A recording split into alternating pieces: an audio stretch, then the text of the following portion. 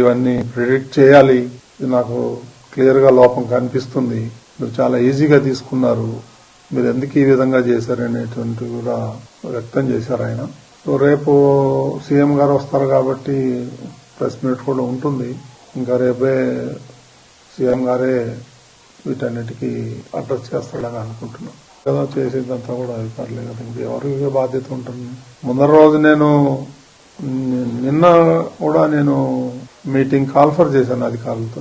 ఏం చేస్తున్నారు ఏంటి నేను అడగటం కూడా జరిగింది. చాలా ఈజీగా తీసుకోవద్దండి మీరు, నాకు ఇన్ఫర్మేషన్ ఉంది గొడవలు జరుగుతాయేమో అని. అందుకని నేను ఈరోజు మార్నింగ్ కూడా ప్రెస్ మీట్లో అదే చెప్పాను. తిరుమలకి రానివ్వరేమో, దర్శనాలు కావేమో అనేటువంటి రూమర్ బాగా సోషల్ మీడియాలో స్ప్రెడ్ చేశారు.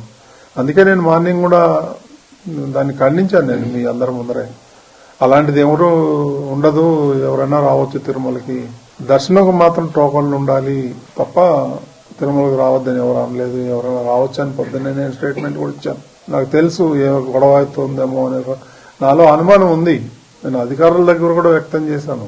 ఎస్పీ దగ్గర కూడా నేను టెంపుల్లో కనిపిస్తే చెప్పాను, మీరు ఆషామాషిగా తీసుకోవద్దండి, దీన్ని జాగ్రత్తగా చేయండి. అప్పుడు అన్నారు వాళ్ళు 5,000 మంది పోలీసులను పెడుతున్నామండి, మేము చూసుకుంటామండి, అది ఇది అని అన్నారు నాతో. ఇది దురదృష్టకరం. ఇప్పుడు ఎవరిని మనం నిందించలేము, ఒకలా ఇద్దరా అనేది.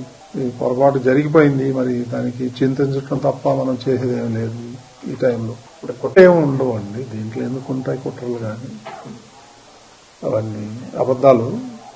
ఇది యాక్సిడెంట్, ఎవరు కావాలని ఎవరు చేయరు. It is purely accident. Vaikuntha Ekadashi ఆహ్వానము.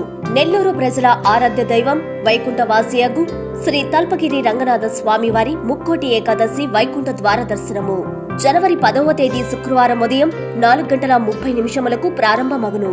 విశేష కార్యక్రమములు: మూలావర్లకు పూలంగి సేవ, శ్రీ తాయార్లకు పూలంగి సేవ, అలంకార మండప పుష్పాలంకరము, శ్రీ ప్రసన్న వెంకటేశ్వర స్వామి వారికి పూలంగి సేవ జరుగును. జనవరి 13వ తేదీ సోమవారం సాయంత్రం 6:30 శ్రీ స్వామివారికి ఆండాలమ్మవారికి గోదా కళ్యాణం. జనవరి 15వ తేదీ బుధవారము కనుమ పార్వేట ఉత్సవము జరుగును. విశిష్ట అతిథులు గౌరవనీయులు శ్రీ పొంగూరు నారాయణ గారు, రాష్ట్ర పురపాలక శాఖ మంత్రివర్యులు. గౌరవనీయులు శ్రీ ఆనం రామనారాయణ రెడ్డి గారు, రాష్ట్ర దేవాదాయ ధర్మాదాయ శాఖ మంత్రివర్యులు. గౌరవనీయులు శ్రీ వేమిరెడ్డి ప్రభాకర్ రెడ్డి గారు, పార్లమెంటు సభ్యులు.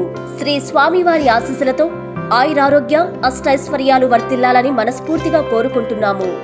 శ్రీ మంచుకంటి శ్రీనివాసులు, చైర్మన్ మరియు ధర్మకర్తల మండలి. ఆళ్ల శ్రీనివాసరెడ్డి, కార్యనిర్వహణాధికారి.